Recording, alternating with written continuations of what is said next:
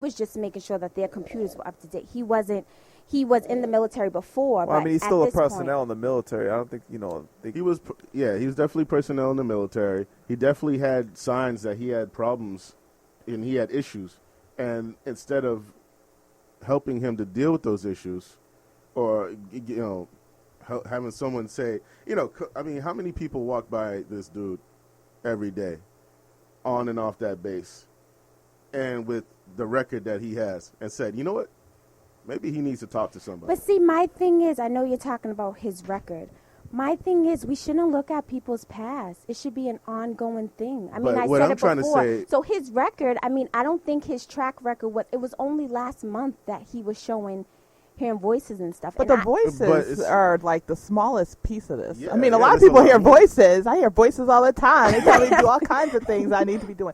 I think the big thing is that he shot inside of an apartment building within a 10-year span. He then shot some tires, and he's an armed person. He knows how to use a weapon. And there's no flag system for there's that. no red flags. No one said, hey, you. you know what, maybe this guy, someone could reach out to him and say, hey, you know what, if you need someone to talk to, I could refer you to someone, or, just give this person a chance. I know that you don't feel there's anything wrong with you. He might have had a drug history, too, because drugs can lead into things that look like schizophrenia. You know what I mean? Like, I have schizoaffective disorder. I tell you, when that paranoia kicks in, it's like having a nightmare while you're awake. You know what I mean? Mm-hmm. Like, you'll think there are people inside the walls. Like, But he seemed like he knew all the right things to say. I mean, he says he had a blackout. He's been trained. He's been trained. He's been in the military, so it's not, But see, I mean, I don't know. I feel like I don't know. Maybe I'm being too sympathetic to him, because the people who he shot were just random people. It seemed like he didn't even have a plan. He didn't even know how he was going to get out. So my thought was that it really was on. I don't see him more as a criminal. I think something was really, really wrong with him. And I think who needs to pick up the slack? I think the VA. How do you evaluate someone and not see if they're hallucinating? You always ask, when you evaluate someone, you always ask them, are they hearing voices or seeing things? And then you always ask them, do they have thoughts to hurt someone or someone else, themselves or someone else? So I just don't feel like he's the one to blame in this. And in no way am I blaming him. All I'm saying is that there are other people around that should have noticed. I'm not blaming him. I'm not criminalizing him. Mm-hmm. What I'm trying to say about Aaron Alexis is that nobody noticed that, no one had enough to say, hey, maybe there's someone that you can speak to. I have a card here. Maybe you should talk to this person. Not should. Maybe you'd like to talk to this person. Give this person an opportunity. Maybe you can get some ideas. You look like you've been stressed out lately. I mean, if you go to the hospital for insomnia, let me try to put this in a way, because I'm not a mind expert. But when you have a mental illness, you are capable of lying. But hold up, I'm not a mind expert, Blue. But I'm just saying that if you go to the hospital and you complain of insomnia, lack of sleep affects the brain severely. True. Yeah. So that should be something where, okay, this man is dealing with insomnia, and instead of just throwing drugs at him, how about just saying, hey, maybe there's someone that you can speak to. Maybe it's something deeper than just lack of sleep. True. That's true. How long has this been going on? But I think we're looking, I don't know, in all the wrong places. We're looking at the institutions to tell us that someone who we as a community interacted with every day in some capacity had something wrong with him. When there were family members, friends, folks that lived in the building apparently who knew that there was something a little off about this guy. But we didn't have enough checks and balances in place as a community to really pay attention to some of these red flags. Yeah, that's what I'm really upset about, because, it just seemed, like I said, and it's what I just keep going back to, that somebody would have said, hey, you know what? Maybe there's someone that you can talk to. But we always talk about somebody could have seen it, but at the same time, like Blue said, this individual could have lied, because a lot of times when individuals deal with mental health issues, you never know. You don't know, because they themselves can walk outside and put on a certain face, and behind closed doors, or within themselves, they're really hurting.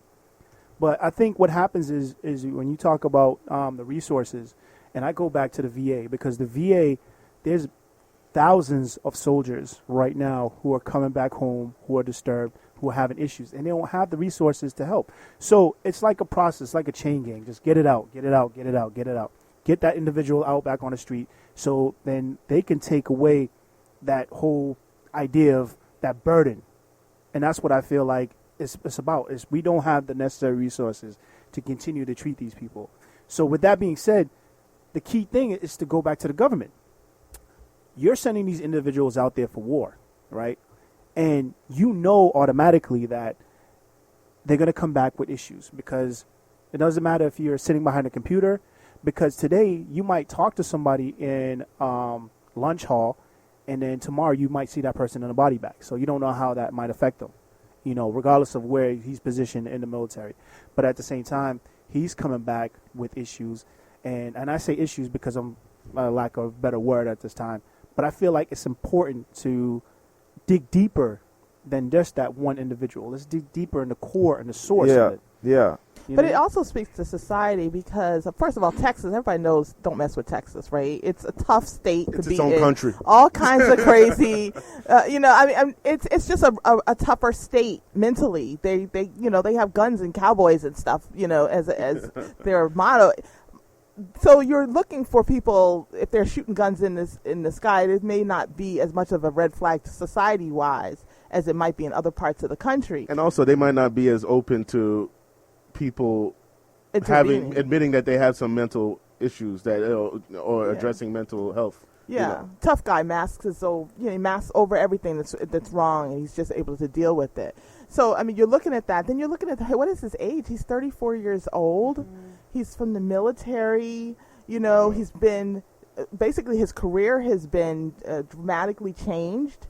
Even though he has a job and he's a subcontractor, he was trained to do armed services, and now he's doing this other kind of work. So there was all these different really major changes happening in his life that could have flagged that, okay, well, maybe he should be paid a little bit more attention. You know what? When you're mentally ill, you'll think the people in the hospital are out to get you, so you'll lie to them. It's not like they're not like friendly people to you asking about your hallucinations. You'll think they're out to get you, just like a lot of people are. So you'll just lie, like, I'm not having hallucinations, no. Yeah, but questions aren't meant to get answers. They're meant to see how you react to them. And if you're a trained professional, you should be able to see through that. Particularly if somebody has a mental illness, they shouldn't really be able to outsmart you or who really has the mental illness. I've gone into hospitals hallucinating, and I was able to lie my way out of there. But you know what's so funny, though? That's another thing, like being a social worker myself and actually working in emergencies. I mean, red flags go up for me when someone comes in and they'll say, I'm hearing voices. Most of the time, people don't admit when they're... He actually said that people were sending vibrations, quote, to his body that penetrated his body with some sort of microwave machine. So he didn't say that multiple times. He just said that to the police. So in that moment, he was vulnerable. But I like what Latifa said about, the people closest to him. And, of course, his mother was sad that her son could do this. Again, according to Fox, the father said that his son was angry because of 9/11. And his friends and I guess his landlord said that, usually he was an easygoing, funny, warm guy.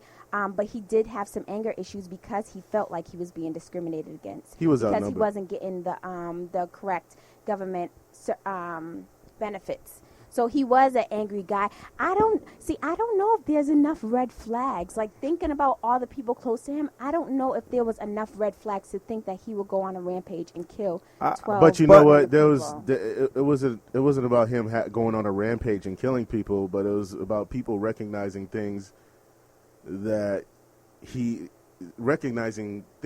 was doing, that he had a pattern of doing. Now, this is just stuff that we know about, that has been reported and has been documented by police and other institutions. Like Latifa was saying before, there's people all around him. And no one said, hey, you know what? I'm just paying attention to some of the things, a quick rundown of your life in the last 5-10 years. Maybe you're stressed out. Maybe there's someone that you could talk to. Now, another thing that he had against him is that he was outnumbered. Because there's something that Carl Jung, he was a expert in psychology. He wrote numerous books. He was very popular in the turn of the last century. He came up with the extrovert and the introvert. And when it comes to the extrovert and the introvert is usually outnumbered 3-1 by the extrovert. Extroverts, they usually are pretty out there. They say exactly how they feel. They want to be around people. So you're saying there's more extroverts than introverts? He's an introvert. He's definitely an introvert. I'll run down some of the I got this off of psychology.com. I want to go into it, but I'll just run it out real quick. Introverts are very self-aware, enjoy understanding details, they're thoughtful, they tend to keep emotions private, which is a big deal here. This man likes to keep his stuff private. He did. Interested in self-knowledge and self-understanding, quiet and reserved in groups and around unfamiliar people. Sounds like they have sensitivity. Yes. So and he kept it so he's sensitive. He kept these things to himself. And and because he wasn't good in crowds, this combination led to a person that didn't want to feel like he needed help. You got to remember, one of the traits of an introvert is that they try to keep things inside. They try to keep things to themselves, and then they burst out in situations that happened earlier this week. Well, basically, just with this segment, we really wanted to inform the audience about, mental health. There's parity laws in Massachusetts that give the same rights for physical health as mental health. So really do your research, understand about these parity laws, and, maybe get yourself checked out. And there are also ways that this can be prevented that don't cost money. There are foundations that I have information on that, we could talk about. There's the JED Foundation. They help. They work throughout 1,400 colleges and universities in the United States. Their program is free. The access is free. They have all types of guides, and I can go into it some more in some detail. But So we're gonna go to a quick commercial break. We're gonna wrap up this segment about the DC gunman, and then we're gonna get to know Miss Ali more personally. We'll be right back. This is the Minority Men Show. In the thunder and rain, you stare into my eyes. I can feel your hand moving up my thigh, skirt around my waist, wall against my face. I can feel your lips. I recognize your fragrance. Hold up, you ain't never gotta say ish. And I know your taste is a little bit high maintenance. Everybody else basic. You live life on an everyday basis. With poetic justice. If I told you the flowers bloom, then a dark room, would you trust it? I write poems in these songs dedicated to you.